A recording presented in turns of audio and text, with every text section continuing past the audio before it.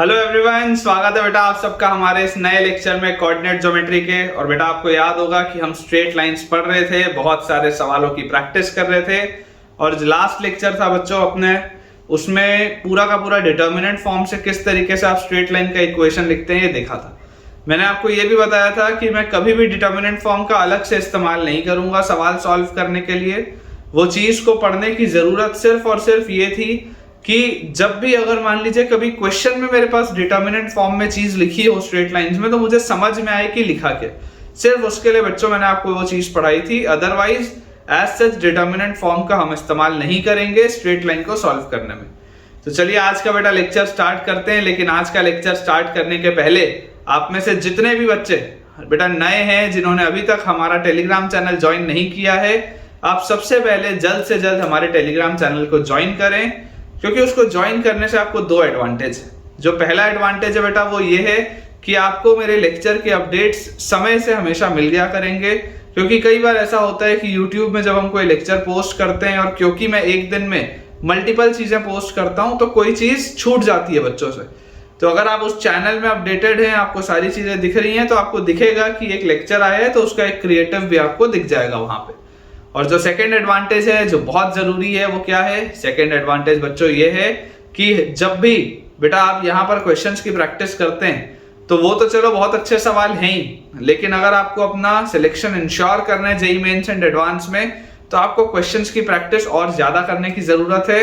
और ज्यादा क्वेश्चंस आपको मिलेंगे आपके टेलीग्राम चैनल पे, तो जल्दी से उसे ज्वाइन करिए ताकि आपकी पढ़ाई नेक्स्ट लेवल पर जा सके। तो चलिए बेटा शुरुआत करते हैं आज के लेक्चर की। बहुत इंपॉर्टेंट मैं आपको आज टॉपिक कराने वाला हूं, that is angle between two straight lines. Angle between two straight lines. Angle between two straight lines, ये अपने पास टॉपिक है। Angle between two straight lines in terms of slopes. In terms of slopes. In terms of slopes. Slopes के terms में अगर हम check करेंगे तो दो स्ट्रेट लाइंस के बीच में क्या एंगल होता है बच्चों आपको बताना है।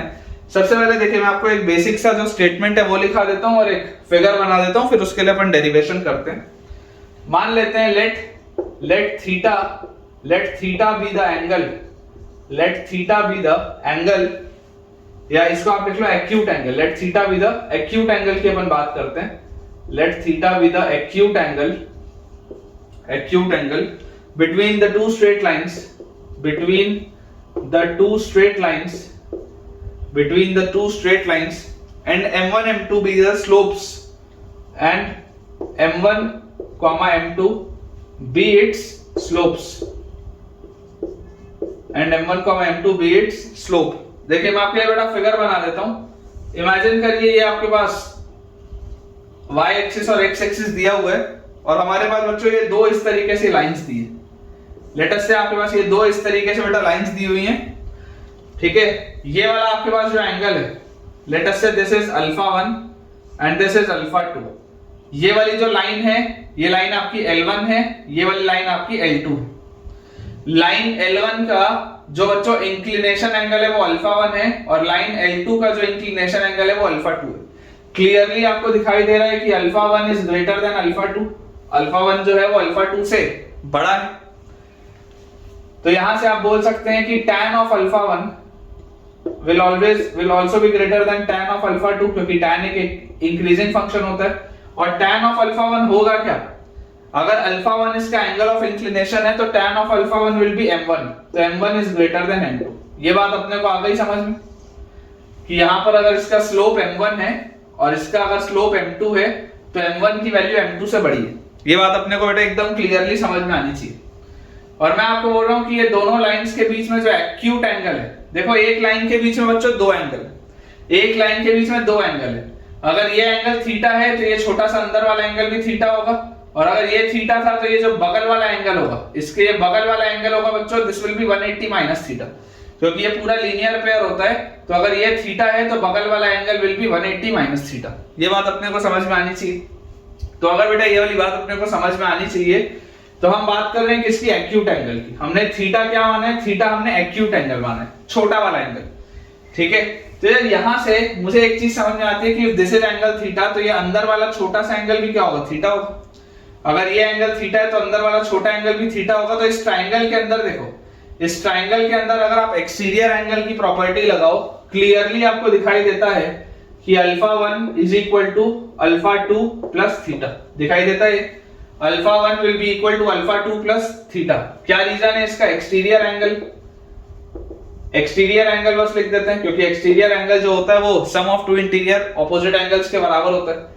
यार यहां से मेरे पास थीटा क्या आ जाएगा, theta will be alpha 1 minus alpha 2, theta will be alpha 1 minus alpha 2।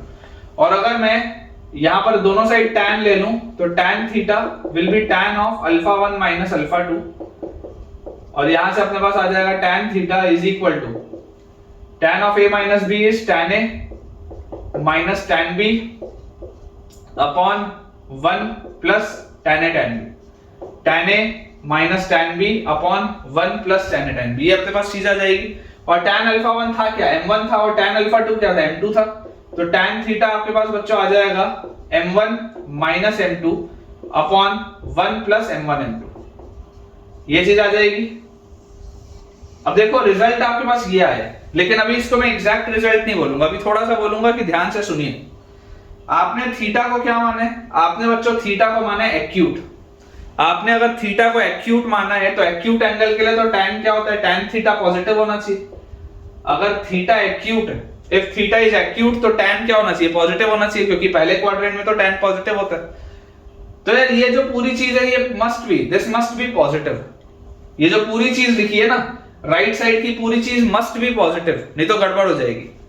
तो मैं बोलता हूं कि आप यार पॉजिटिव रखने के लिए ना यहाँ पर मॉड लगा लो, to be on a safer side, to be on a safer side. क्योंकि अगर आपने थीटा को एक्यूट एंगल बोले, अगर मैं एक्यूट एंगल निकाल रहा हूं, देखो अगर आप एक्यूट एंगल निकाल लोगे तो ये जो बचा हुआ एंगल होगा दोनों लाइंस के बीच में, मैं वापस बोल रहा हूं दोनों लाइंस के बीच में दो एंगल होते हैं, एक होता है एक्यूट एंगल और दूसरा होता है ऑब्ट्यूस एंगल। अगर एक एंगल थीटा है तो दूसरा आ जाएगा 180 माइनस थीटा। अगर एक एंगल आपके पास थीटा आ रहा है तो दूसरा एंगल आ जाएगा 180 माइनस थीटा, क्योंकि लीनियर पेयर का कंसेप्ट है।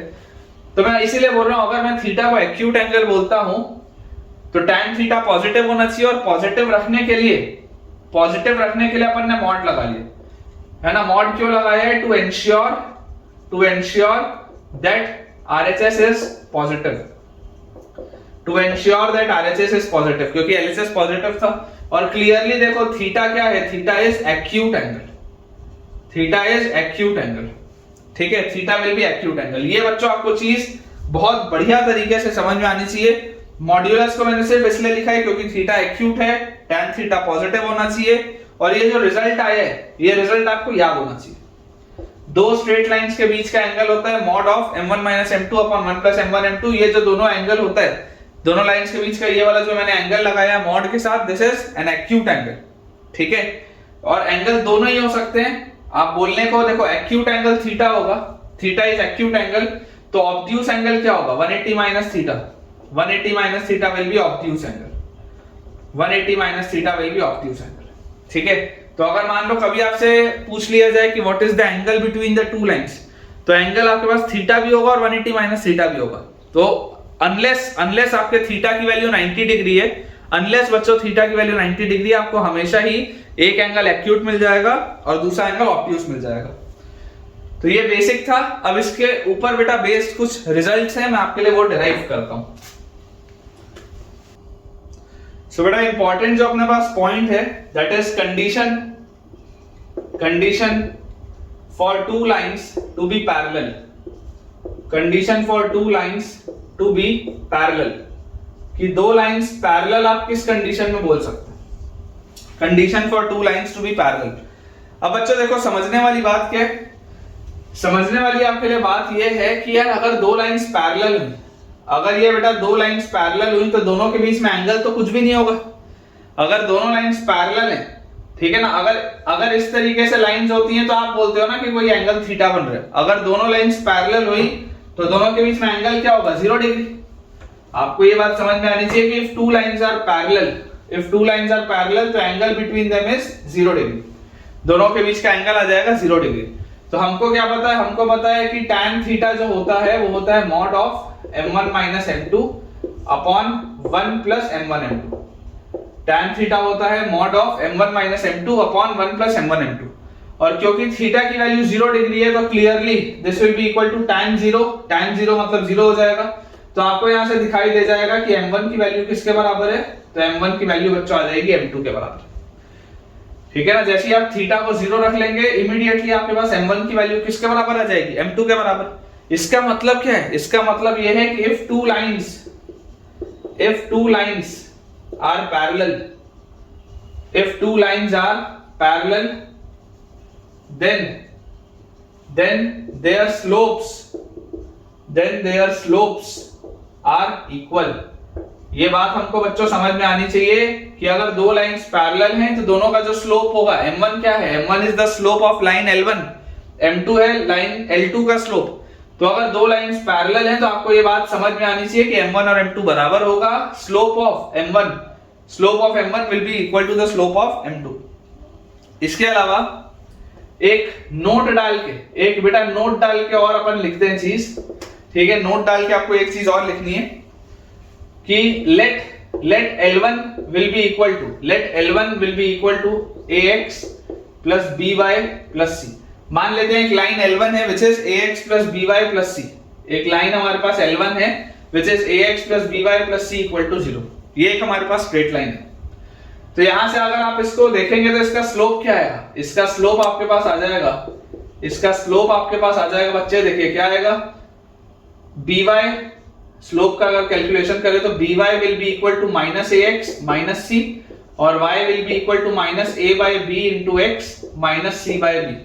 तो आप देख सकते हैं क्लियरली कि जो स्लोप इसका आ रहा है, इसका स्लोप आ जाएगा माइनस a by b, इसका स्लोप क्या आ जाएगा माइनस a by b, क्योंकि जब भी y equal to mx plus c होता है, जब भी y is equal to mx plus c होता है तो x का जो कोफिशिएंट होता है बेटा, x का जो कोफिशिएंट आता है वो बिहेव करता है स्लोप की तरह, x का कोफिशिएंट बिहेव करता है स्लोप की तरह जब y का कोफिशिएंट होता है 1। तो आपके पास आ जाएगा x का coefficient is minus a by b, this will be your slope. तो अगर स्लोप मेरे पास आ गया तो आपको क्या समझ में आना चाहिए कि any line L2 parallel to L1, any line L2 parallel to L1 will also have the slope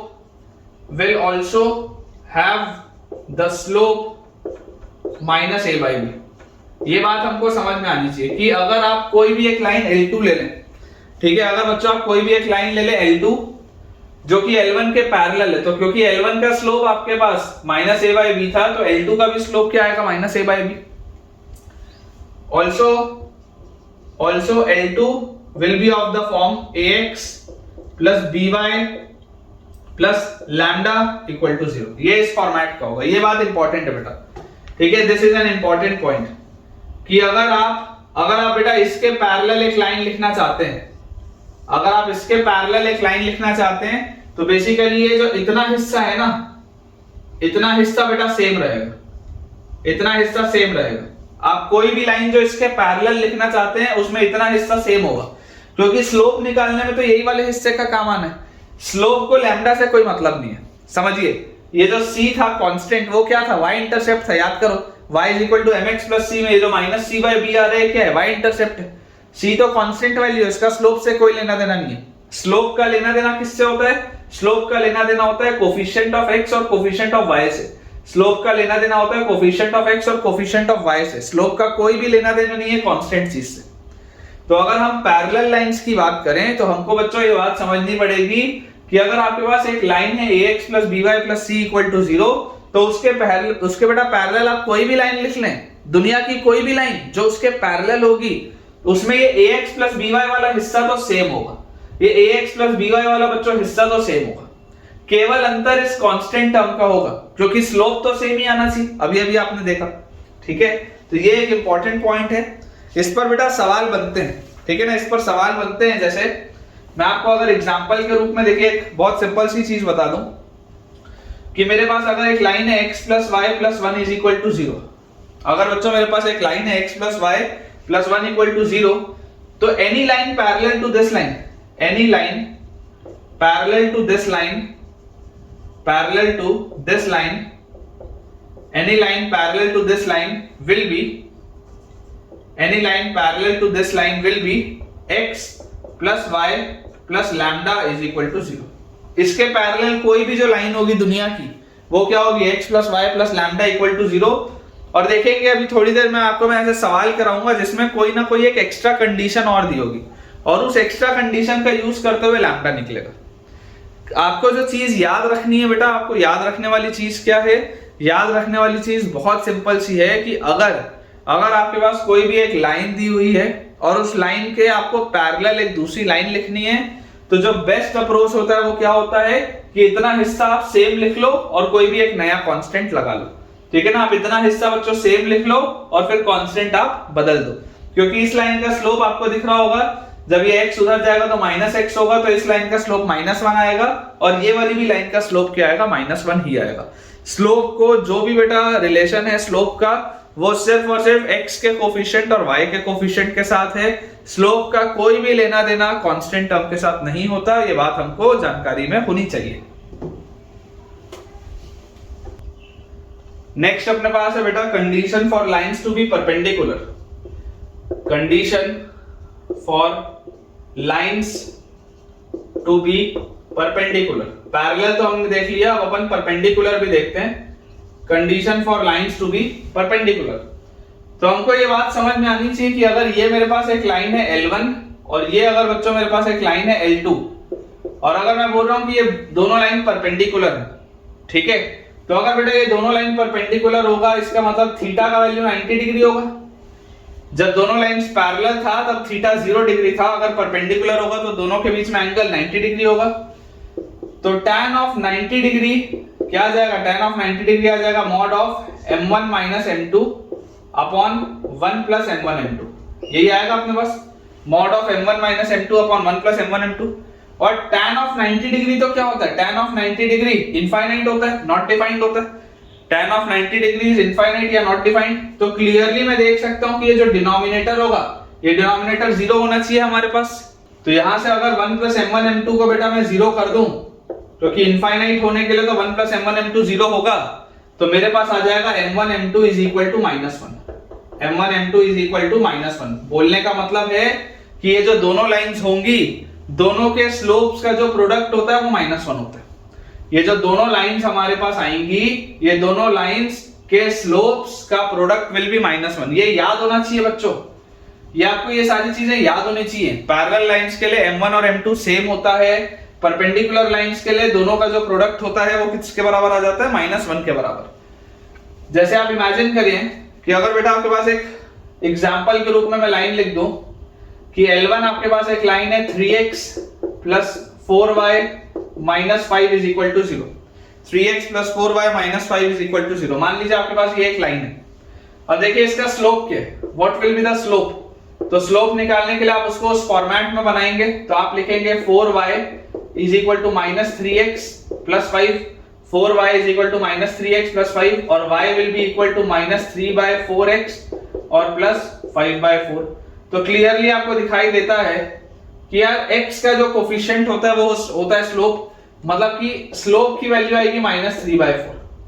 अब बेटा अगर आपके पास स्लोप की वैल्यू आ गई -3/4, अगर ये स्लोप की वैल्यू मेरे पास आ जाती है -3/4, इसका मतलब any line perpendicular to L1, any line perpendicular to L1 will have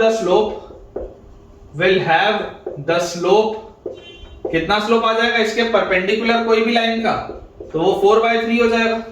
इसके परपेंडिकुलर किसी भी लाइन का स्लोप हो जाएगा 4/3। क्यों? क्योंकि जब इस 4/3 को मैं इससे मल्टीप्लाई करूंगा तो 3 से 3 कटेगा, 4 से 4 कटेगा और -1 मेरे पास आएगा। तो any line perpendicular to L1 will have the slope of 4/3। ये चीज बच्चों अपने को समझ में अच्छे से आनी चाहिए, ठीक है, कि अगर ये -3/4 है तो ये 4/3 होगा। बेसिकली जो दोनों स्लोप्स होते हैं उनका जो प्रोडक्ट होता है that is equal to -1। This is very important point और बच्चों सवालों में इसका यूज आता है। मतलब मुझे याद है जब मैं आपको पॉइंट चैप्टर पढ़ा रहा था तो पॉइंट चैप्टर में बेटा मेरे पास ऐसे 3 से 4 सवाल थे जिसमें इस कंसेप्ट का यूज होना था, एंड जस्ट बिकॉज आपको ये कंसेप्ट नहीं पता था मैं वो सवाल आपको करा नहीं पाया। तो आज के लेक्चर में तो नहीं कराऊंगा, लेकिन हाँ अगले लेक्चर में 100% मैं तुमको 2 से 3 ऐसे सवाल कराऊंगा या 3 से 4 ऐसे सवाल कराऊंगा जिसमें ये वाला कंसेप्ट यूज आएगा और वो क्वेश्चन एक्चुअली पॉइंट चैप्टर के थे। तो इसी में बेटा अगर आप मान लीजिए नोट आप डाल के लिख सकते हैं, ठीक है, आप बच्चों नोट डाल के लिख सकते हैं कि अगर आपके पास एक लाइन L1 है which is ax plus by plus c is equal to 0। एक लाइन अगर L1 है which is ax plus by plus c is equal to 0, तो यहां से देखो इसका आपको स्लोप कितना दिख रहा है, इसका आपको स्लोप दिखेगा माइनस a बाई बी। अपने बेटा दिमाग से सोच के देखो, ये माइनस ax उधर आएगा और फिर b से डिवाइड होगा तो माइनस a बाई बी आएगा स्लोप।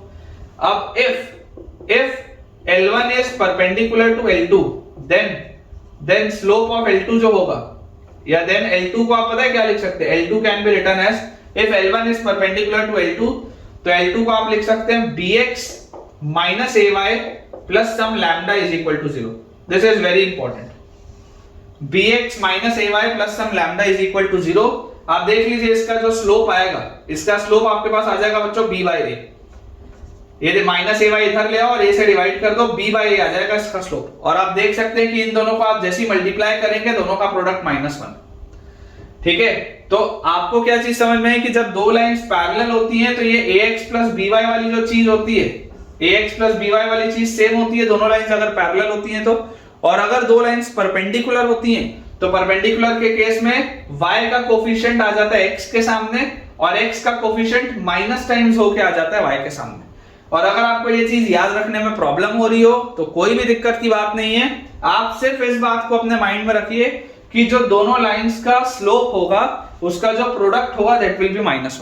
मुझे बेटा अगर सिर्फ इतना भी याद है तो मेरा काम चल जाएगा, मेरा काम अटकेगा नहीं। चलिए आपको मैं एक इसमें चीज और बता देता हूं।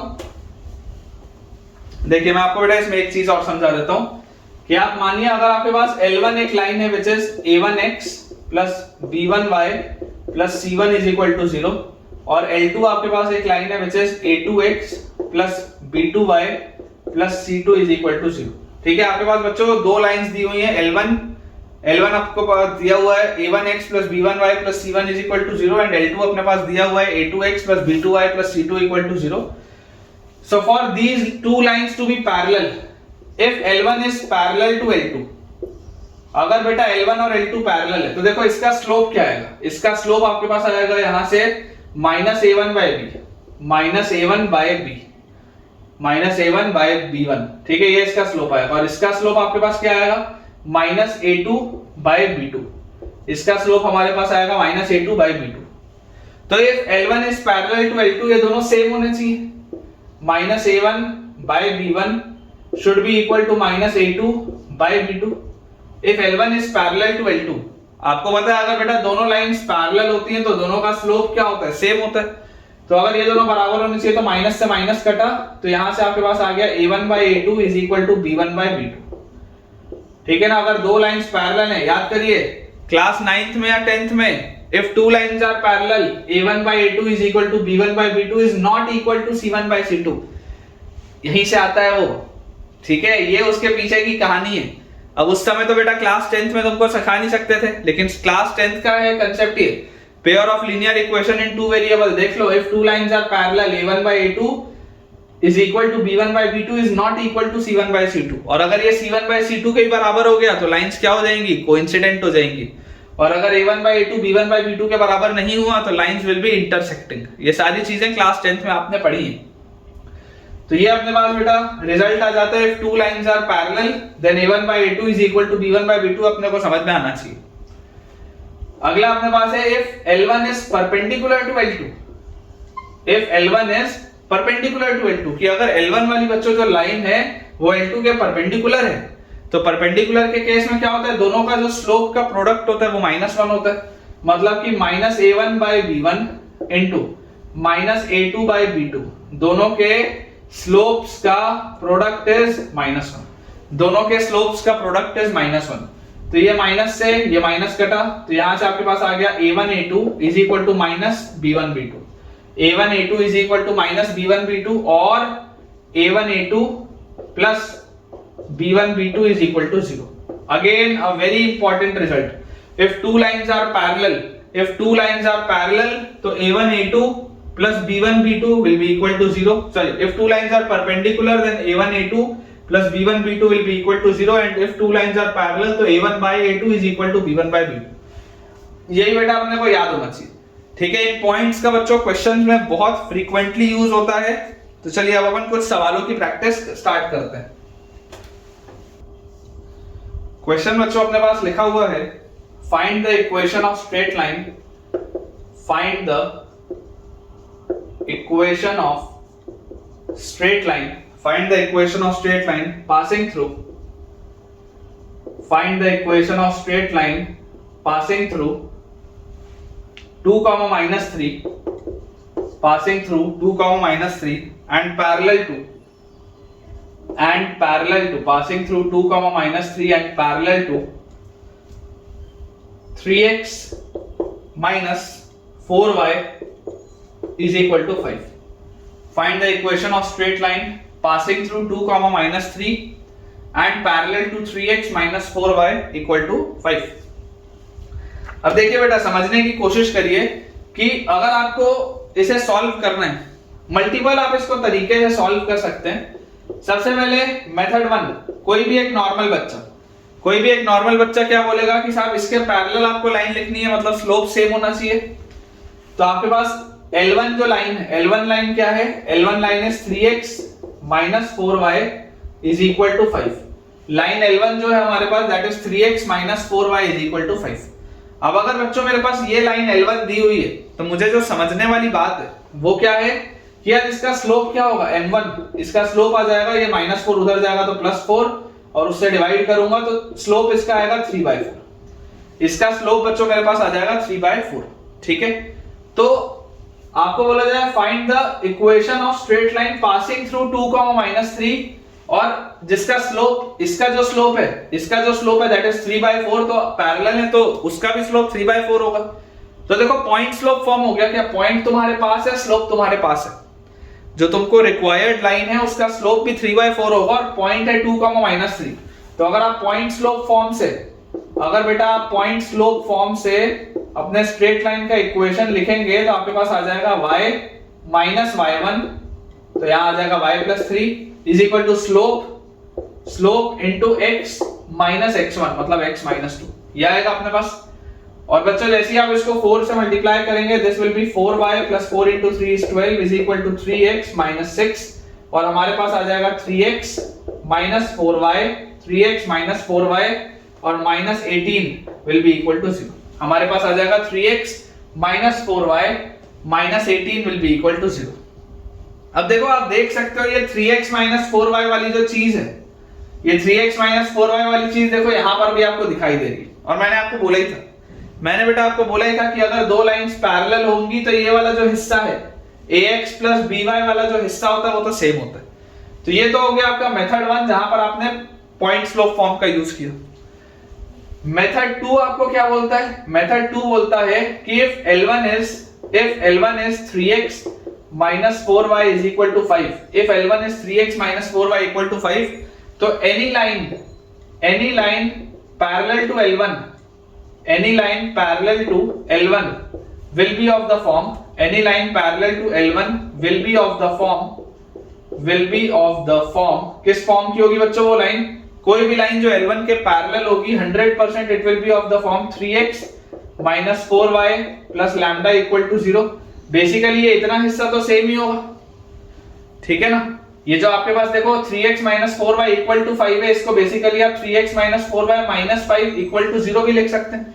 तो इसके पैरेलल जो भी लाइन होगी उसमें इतना हिस्सा तो सेम होगा 100%, ये 3x minus 4y तो सेम होगा, सिर्फ ये कांस्टेंट का अंतर होगा, यहाँ -5 है, यहाँ आप लैम्डा लिख लो। अब आपको एडिशनल, मैंने आपको क्या बोला था, आपके पास हमेशा सवाल में एक एडिशनल कंडीशन दी होगी इस लैम्डा को आइडेंटिफाई करने के लिए। वो एडिशनल कंडीशन क्या है? एडिशनल कंडीशन दी है it passes through the point 2, -3, passes through 2, -3। तो अगर बच्चों ये 2, -3 से पास होता है तो इसको सेटिस्फाई करो तो 3 into 2 -4 into y की जगह -3 plus lambda will be equal to 0।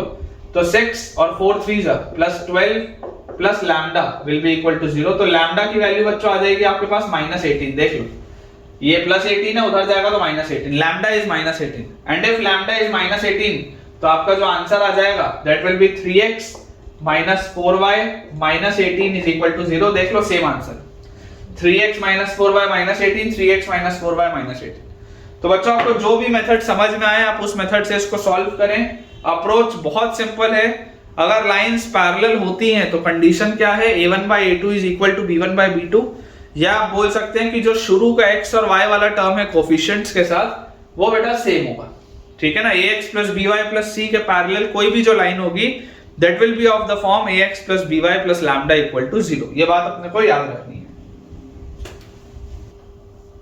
अगला बच्चों अपने पास सवाल लिखा है, find the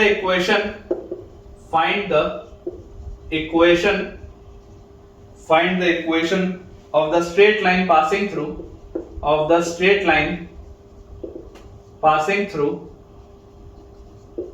find the equation of the straight line passing through 4 minus 5 and perpendicular to the line and perpendicular to the line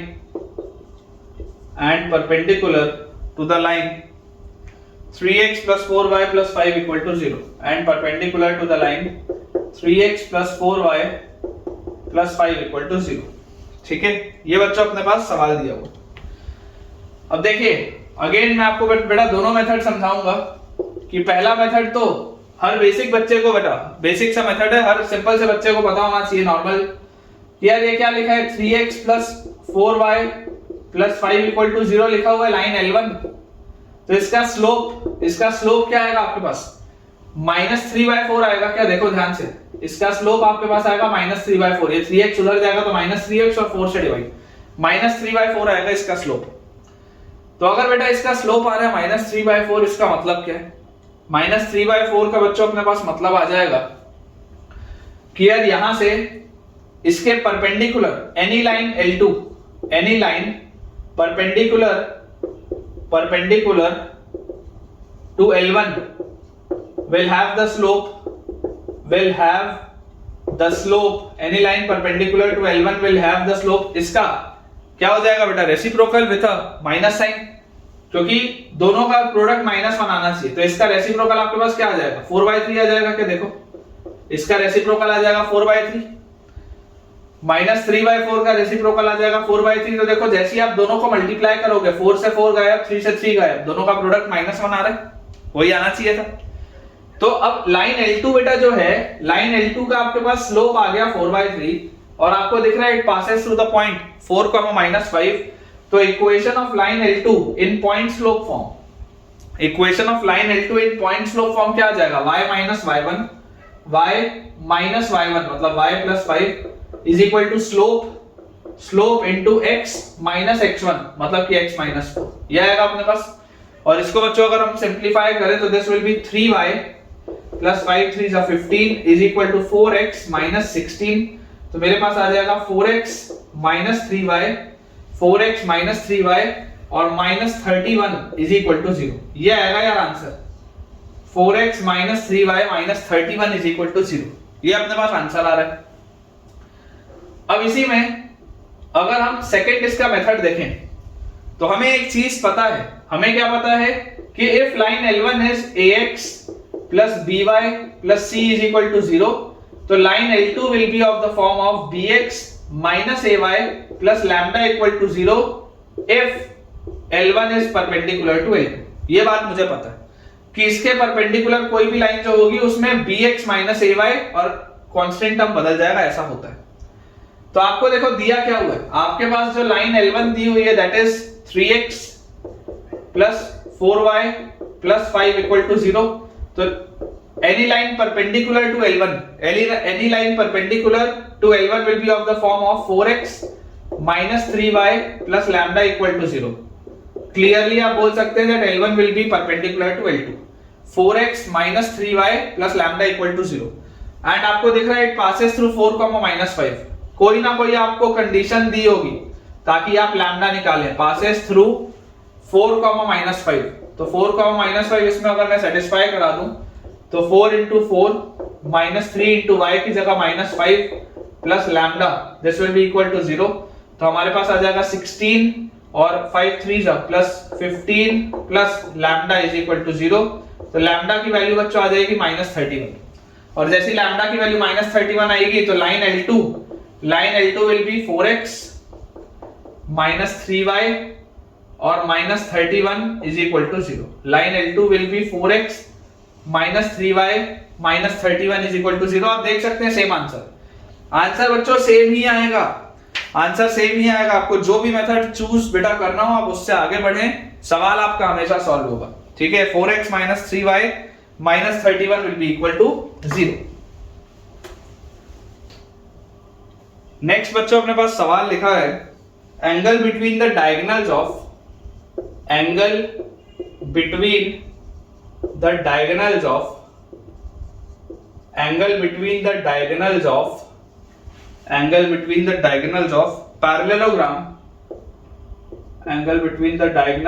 parallelogram whose four angular points are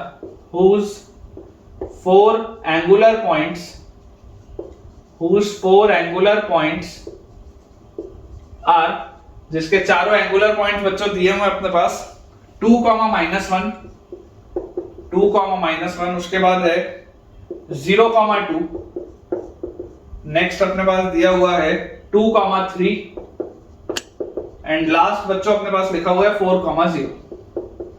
ठीक है, ये अपने पास सवाल है angle between the diagonals of a parallelogram whose four angular points are given by, ये 4 points अपने पास लिखे। तो सबसे पहले तो बेटा मैं आपको बोलता हूं कि आप इसको कार्टेशियन प्लेन में प्लॉट करो, कार्टेशियन प्लेन में आप इसको प्लॉट करो।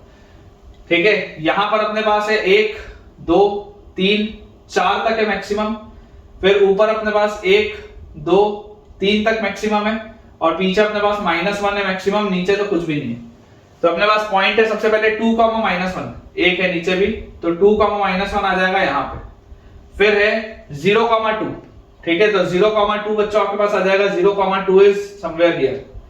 फिर अपने पास दिया हुआ है 2, 3, तो 2 पर रखते हुए 3 तक जाना है, तो ये अपने पास आ जाएगा 2, 3 एंड लास्ट इज 4, 0, तो 1 2 3 4 0 विल बी समवेयर हियर, है ना। अंदाजे से बेटा अपन ने देखो प्लॉट किया है, इस तरीके का आपके पास ये बनेगा,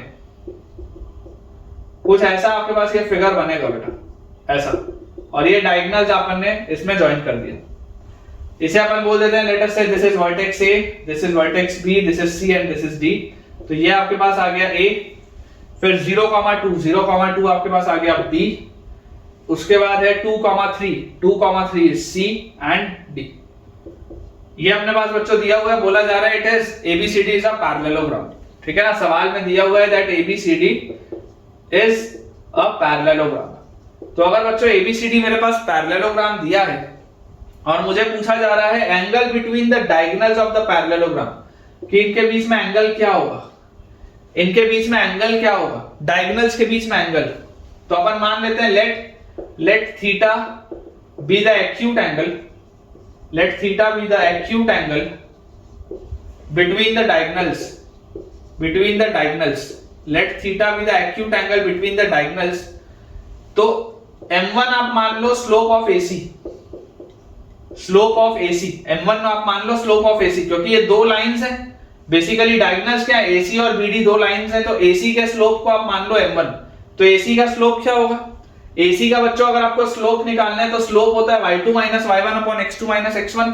तो अपने पास आ जाएगा y2 - y1 upon x2 - x1, मतलब 2 - 2।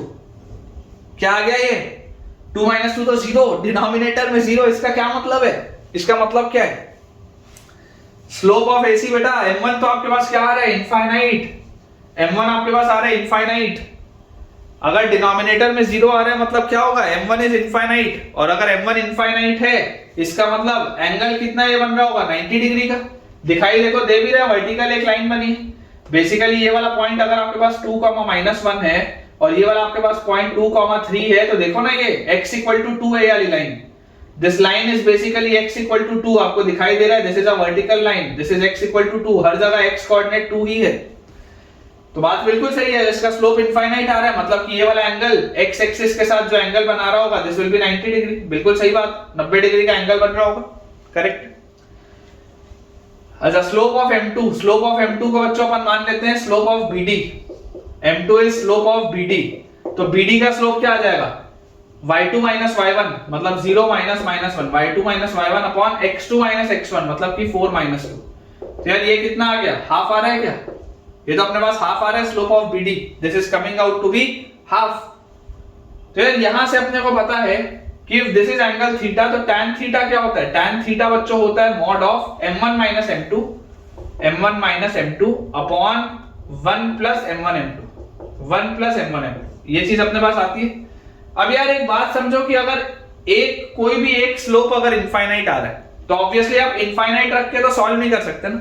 अभी क्या है, तुम क्लास 12th में पहुंचे नहीं हो, क्लास 12th में एक चैप्टर आता है लिमिट्स, ठीक है। क्लास 12th में शुरू में सबसे पहले रिलेशन फंक्शन पढ़ाते हैं, फिर इनवर्स ट्रिग्नोमेट्रिक फंक्शन पढ़ाते हैं, उसके बाद लिमिट्स आता है। तो जो बच्चों लिमिट्स का चैप्टर है उसमें ये बहुत कॉमन है कि इनफाइनाइट दिखता है, लेकिन अभी तो नॉर्मल बच्चा देख के घबरा जाएगा इसको कि साहब इनफाइनाइट तो कैसे सॉल्व करेंगे। तो घबराइए मत, अप्रोच देखिए। कभी भी अगर आपके पास एक आध भी स्लोप बेटा इनफाइनाइट आए तो आप इसको इस तरीके से लिख लीजिए कि मॉड ऑफ, अगर मैं न्यूमरेटर और डिनोमिनेटर दोनों को m1 से डिवाइड कर दूं, जो चीज इनफाइनाइट हो रही है अगर मैं दोनों को उससे डिवाइड कर दूं तो m1 से डिवाइड करते ही 1 minus m2 by m1 divided by 1 by m1 और प्लस m1 से डिवाइड करते ही m2, ये आ जाएगा अपने पास, ये चीज आ जाएगी। ये करने से फायदा क्या होता है, अप्रोच बेटा ये वाली चीज करने से आपको फायदा हमेशा आएगा, और वो फायदा ये होगा कि जैसे ही आप m1 को इनफाइनाइट रखोगे, m1 को बेटा आप इनफाइनाइट रखोगे तो 1 बाय इनफाइनाइट 0 की तरफ जाता है, m1 को आप इनफाइनाइट रखोगे 1 बाय इंफिनिटी 0 की तरफ जाती है ना। If m1 is infinite, if m1 is infinite तो 1 बाय m1 जो होगा वो 0 की तरफ जाएगा, ये आपको पता होना चाहिए, है ना, ये आपको पता होना चाहिए। क्लास 12 में तो आएगा ही आएगा, लेकिन यहां पर भी आ गया तो देखो समझा दिया मैंने आपको। तो यहां से आपके पास बचा क्या, यहां से आपके पास बच गया मॉड ऑफ 1, ऊपर बचा 1 बाकी तो 0 अपॉन नीचे भी ये 0, तो 1 bye m2, mod of 1 bye m2, और m2 क्या था, m2 तो हाफ था, m2 तो हाफ था, इसका मतलब 1 बाय m2 क्या होगा, 1 बाय m2 2 होगा। मतलब बच्चों tan थीटा की वैल्यू आपके पास आ रही है 2, मॉड 2 तो 2 होता है, tan थीटा 2, तो अगर tan थीटा की वैल्यू 2 तो theta will be tan inverse 2। मैंने आपको सिखाया था अगर tan थीटा की बच्चों वैल्यू 2 आएगी मतलब theta will be tan inverse 2। This is your answer, this is your answer, ठीक है। This is your acute angle, tan inverse 2 is your acute angle. और अगर ऑब्ट्यूज एंगल पूछता तो 180 माइनस थीटा निकाल लेते, आसान सा है, ठीक है। ये एक्यूट एंगल जो इन दोनों लाइंस के बीच में होगा, दोनों डायगोनल्स के बीच में जो एक्यूट एंगल होगा that will be tan inverse 2। Next बच्चों सवाल लिखा हुआ है, find the equation of line, find the equation of line, find the equation of line passing through, find the equation of line passing through 1,2, passing through 1,2 and making an angle of 45 degree and making an angle of 45 degree with the line and making an angle of 45 degree with the line 2x plus 3y equal to 10। ठीक है, ये अपने पास बेटा सवाल है, थोड़ा ध्यान से सोचेंगे और फिलहाल के लिए आप इसमें चाहें तो एक स्टार भी लगा सकते हैं। कुछ बच्चे इसमें कंफ्यूज हो जाते हैं, आपको कंफ्यूज होने की कोई भी जरूरत नहीं है, एकदम तसल्ली से बेटा आराम से देखिए क्या लिखा है। लिखा हुआ है find the equation of a line passing through the point 1,2, ठीक है, and making an angle of 45 degree with the line 2x plus 3y equal to 10। तो यार मैं आपको बोलता हूं कि L1 आपकी लाइन, L1 आपकी लाइन है which passes through 1,2 and इसका स्लोप आप मान लो m, इसका आप बच्चों स्लोप मान लो m। L1 आपकी लाइन है जो आपको निकालना है, ये 1,2 से पास हो रहा है और इसका स्लोप आपको नहीं पता, आप इसका स्लोप मान लो m। तो L1 का इक्वेशन आप पॉइंट स्लोप फॉर्म से क्या बोल सकते हो कि L1 का इक्वेशन आ जाएगा y minus y1 is equal to slope into x minus x1। ये आपके पास आ जाएगा L1 का इक्वेशन।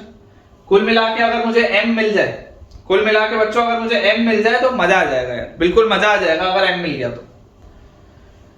ठीक है, बहुत अच्छी बात है। अब बोला जा रहा है making an angle of 45 degree with the line ये। अब L2 क्या है? L2 आपके पास दिया हुआ है 2x plus 3y is equal to 10। तो जरा सोच के देखो बच्चों, इसका स्लोप क्या होगा? इसका स्लोप आ जाएगा बेटा -2/3। मुझे तो इसका स्लोप -2/3 आता हुआ दिख रहा है।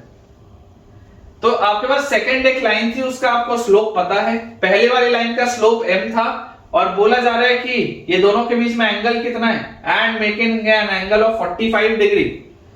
तो यार अगर दोनों के बीच का एंगल 45 डिग्री है तो आपको पता है tan थीटा होता है mod of m1 minus m2 upon 1 plus m1 m2। ये आपको पता है रिलेशन होता है।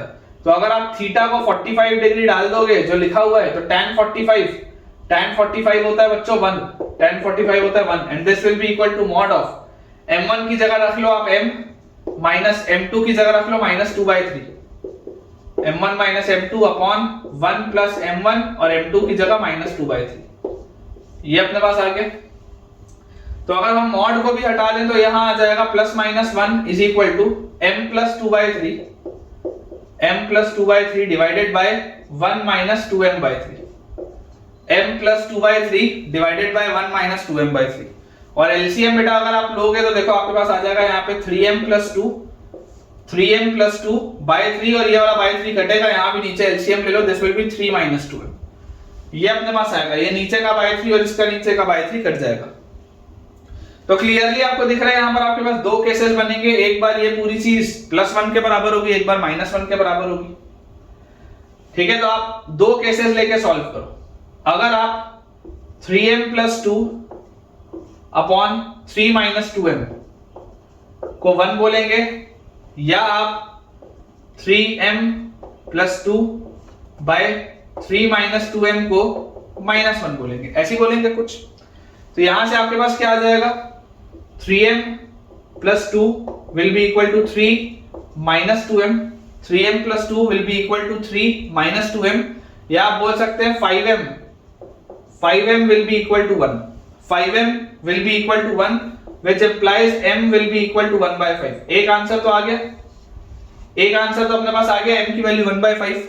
इसको अगर देखें तो यहां से आ जाएगा 3m plus 2 is equal to -3 plus 2m।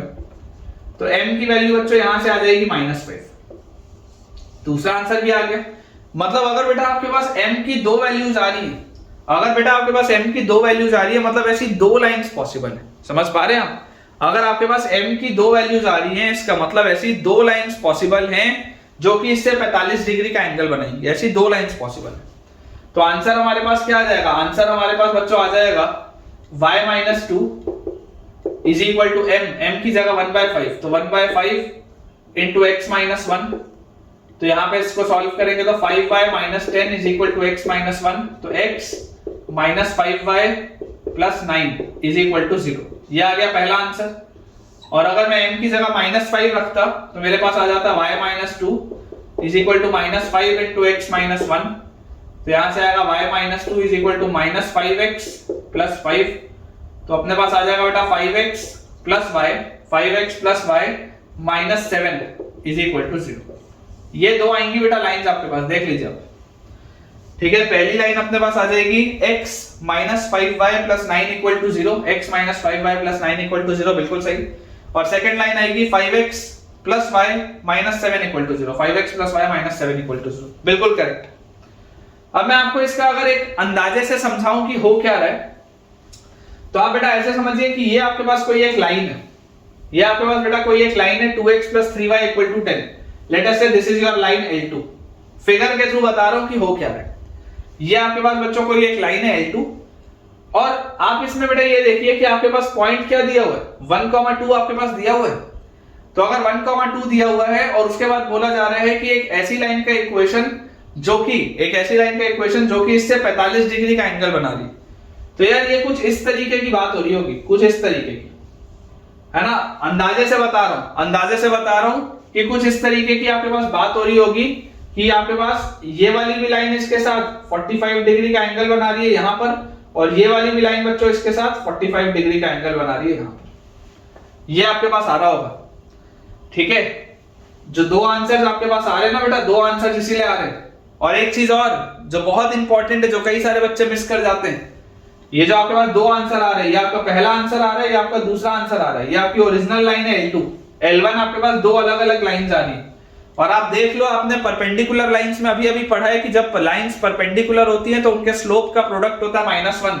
देख लो इन दोनों का प्रोडक्ट कितना है, 1/5 और -5। तो अगर 1/5 और -5 है तो दोनों को मल्टीप्लाई करोगे तो आ रहा है ना -1। इसका मतलब ये जो दोनों आंसर्स आपके पास आए हैं, ये दोनों लाइंस क्या होंगी, परपेंडिकुलर होंगी, तभी तो ये छोटा वाला ट्राइंगल बनेगा। ये एंगल 90 डिग्री होगा क्योंकि ये दोनों लाइंस परपेंडिकुलर हैं, और ये वाली लाइन भी इसके साथ 45 डिग्री बना रही है, ये वाली लाइन इसके साथ 45 डिग्री बना रही है, और ये बढ़िया सा बेटा फिगर बन गया, ठीक है। तो ऐसे आपको बेटा समझना पड़ेगा चीजों को। आप जब ये चीज समझ जाएंगे ना तो आपको ये सारी चीजें दिखने लगेंगी। मैं आपको फिर बोल रहा हूं, कोऑर्डिनेट ज्योमेट्री को आप ग्राफ के थ्रू समझो, पहले सवालों को सॉल्व करो, और उसके बाद अगर आपके पास समय हो तो पेशेंटली उसको ऑब्जर्व करो, ताकि आपको क्लियरली बेटा चीजें समझ में आए कि कहां पर क्या चीज हो रही है। नेक्स्ट अपने पास बच्चों सवाल लिखा है, equation of a line, equation of a line passing through, equation of a line passing through, equation of a line passing through -2, -2, -7 and making an angle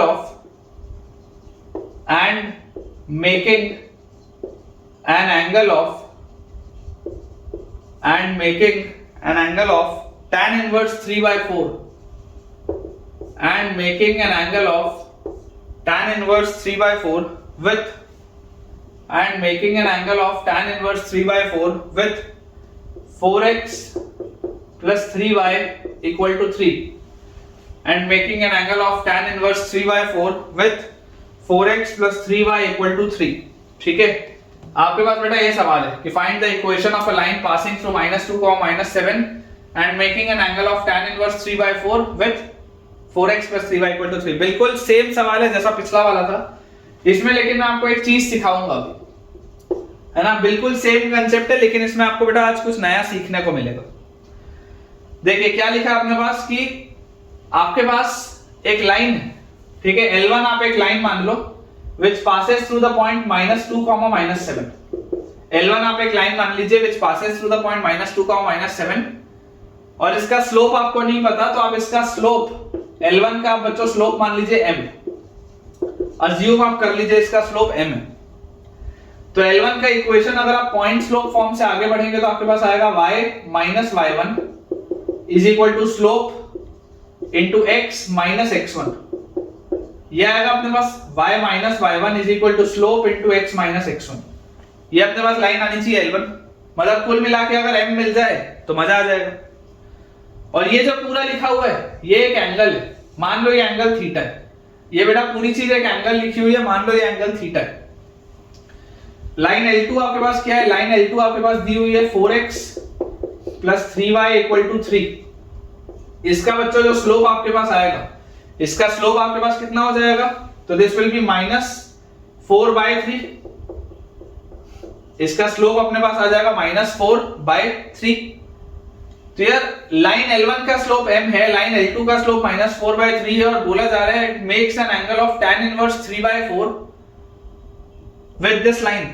अच्छा अब एक चीज समझिए, tan इनवर्स 3/4 का क्या मतलब है, tan इनवर्स 3/4, अगर tan इनवर्स 3/4 को आप थीटा बोलते हैं तो देयरफॉर यहां से आपके पास tan थीटा का वैल्यू क्या आ जाएगा, 3/4। tan थीटा का वैल्यू आ जाएगा 3/4, और बेटा ये एक एक्यूट एंगल होगा। आप समझो इस बात को कि थीटा एक एक्यूट एंगल होगा। क्यों एक्यूट एंगल होगा, क्योंकि ये 3/4 क्या आ रहा है, पॉजिटिव आ रहा है, पॉजिटिव आ रहा है। tan थीटा पॉजिटिव कब होता है, पहले क्वाड्रेंट में होता है ना, सेकंड क्वाड्रेंट में तो नेगेटिव हो जाता है। सेकंड क्वाड्रेंट में तो नेगेटिव हो जाता है बेटा। ऑब्जर्व करिए, ग्राफ को ऑब्जर्व करिए, देखिए इस तरीके का इसका अगर आप ग्राफ देखेंगे तो ये ऐसा इसका ग्राफ है। अब इस ग्राफ में हमको क्या समझ में आता है, इस ग्राफ में बेटा हमको ये बात समझ में आती है कि 45 डिग्री पर इसकी वैल्यू 1 होती है, और 30 डिग्री पर इसकी वैल्यू 1/√3 होती है, तो 3/4 दोनों के कहीं ना कहीं बीच पे लाया करेगा, ठीक है। This will be an acute angle. तो मैं यहां से बोल सकता हूं therefore tan theta will be equal to mod of m1 minus m2 upon 1 plus m1 m2, ऐसा लिख लेते हैं m1 minus m2 upon 1 plus m1 m2। तो यहां से अपने पास आ गया कि tan थीटा कितना है बच्चों, tan थीटा है 3/4, तो यहां पर लिख लेते हैं 3/4 will be equal to, tan theta 3/4 है तो 3/4 will be equal to mod of m1 minus m2। What is m1 minus m2? m1 is m, m2 is -4/3, तो m1 minus 4/3, m1 minus m2 upon 1 plus m1 m2, m1 m2 हमारे पास आ जाएगा -4/3 into m, तो m into -4/3। ये आ गया अपने पास।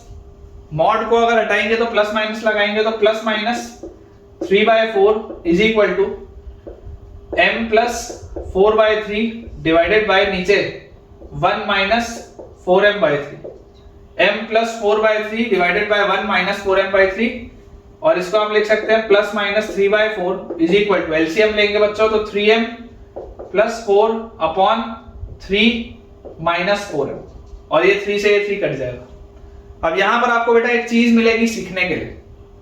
जैसे ही हमारे पास ये चीज आ गई, हमको यहां पर बेटा एक बात दिखाई देता है कि यहां पर आपके पास दो अलग अलग केसेस हैं, एक बार आप लेंगे प्लस के साथ और एक बार आप लेंगे माइनस के साथ। तो यार यहां पर अगर मैं इसको लिख लूं कि 3/4 प्लस के साथ लेते हैं, तो 3/4 is equal to 3m plus 4 upon 3 minus 4m, या हमारे पास क्या आ जाएगा -3/4 is equal to 3m plus 4 by 3 minus 4m। यही दोनों में से कुछ एक होना चाहिए। क्रॉस मल्टीप्लाई करके अगर सॉल्व करोगे 3 into 3 9 minus 4 3 12m is equal to 4 3 12m और 4 4 16। ये आ गया अपने पास। यार यहां से अपने पास आ रहा है बेटा 24m इज इक्वल टू -7, तो m का वैल्यू कितना आ जाएगा, m का वैल्यू बेटा आपके पास आ जाएगा -7/24। This implies m will be equal to -7/24। एक तो मिल गया स्लोप, थोड़ा भयानक सा आ रहा है लेकिन आ गया। सेकंड वाले में आपको एक इंपॉर्टेंट चीज अभी नोटिस आएगी, बहुत इंपॉर्टेंट चीज। मल्टीप्लाई जैसे करोगे this will be -9 plus 12m is equal to 12m plus 16। अब बच्चे को लगेगा कि सर ये तो क्या हो गया, बच्चे को लगेगा कि सर ये तो देखो क्या हो गया, 12m से 12m कट गया, 12m से 12m कट गया, -9 इक्वल टू 16, एब्सर्ड रिलेशन। बेटा this is not absurd. In terms of coordinate geometry this relation is not absurd. अगर m से m कट रहा है तो m से m कटने का मतलब क्या है, m से m कटने का मतलब है कि जरूर स्लोप इनफाइनाइट होगा, क्योंकि देखो अगर आप m की जगह इनफाइनाइट रखोगे तो ये भी इंफिनिटी हो जाएगा पूरा, ये भी पूरा इंफिनिटी हो जाएगा और दोनों इक्वल हो जाएंगे। समझ पा रहे हो? देखो स्लोप अगर इनफाइनाइट होता है तो इट मेक सेंस ना, स्लोप इनफाइनाइट मतलब angle of inclination 90 degree. Slope infinite होने का मतलब है एंगल ऑफ इंक्लिनेशन होगा 90 डिग्री, इट मेक सेंस। तो ये मत सोचना कि this is an absurd relation. Normal algebra में ये एक एब्सर्ड रिलेशन है, but when it comes to coordinate geometry this is not an absurd relation. ये एक बहुत काम का रिलेशन है, क्योंकि जैसी ये चीज कट रही है तो this implies m must be infinity. This implies that m must approach infinity. m जो होगा चाहे इक्वल टू इंफिनिटी लिख लो, हालांकि इक्वल टू इंफिनिटी कुछ नहीं होता, इक्वल टू इंफिनिटी कुछ नहीं होता है, 12वीं में आप पढ़ोगे, लेकिन लिख सकते हो समझने के लिए। m किसकी तरफ जा रहा होगा, m must be approaching infinity, तभी तो ये दोनों चीज हो रही होगी। तो आप यहां पर एक नोट डाल के लिखेंगे बेटा, नोट आप नोट डाल के लिख लेंगे कि whenever while solving the equation in coordinate geometry, whenever while solving the equation in coordinate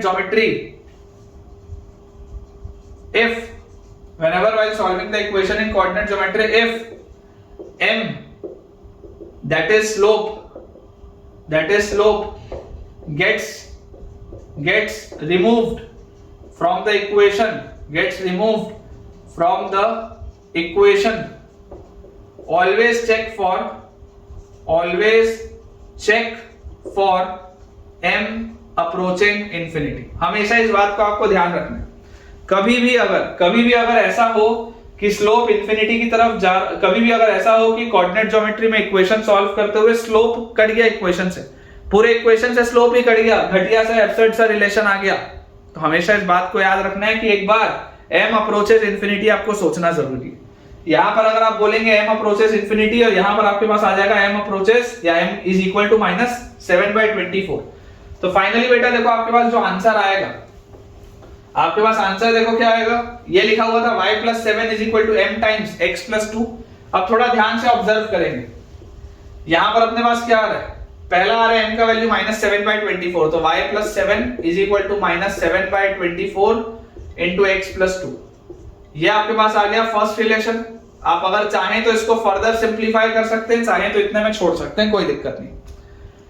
अब जो सेकंड रिलेशन है m अप्रोचेस इंफिनिटी, इसमें थोड़ा सा आपको दिमाग लगाना पड़ेगा। कैसा दिमाग? आप m की जगह इंफिनिटी रखो, सिर्फ करने के लिए दिखा रहा हूं।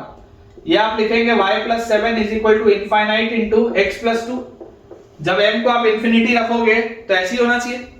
समझने की बस कोशिश करो बेटा, आपको सिर्फ समझाने के लिए बता रहा हूं, बाकी ऐसा कुछ होता नहीं है, आपको सिर्फ समझाने के लिए बता रहा हूं कि ये चीज आपके पास होगी। अब आप अगर इसको इनफाइनाइट से डिवाइड कर दें तो आप लिख सकते हैं y + 7 by infinite is equal to x + 2, y + 7 by infinite is equal to x + 2, ऐसा आप लिख सकते हैं, सिर्फ समझाने के लिए बता रहा हूं।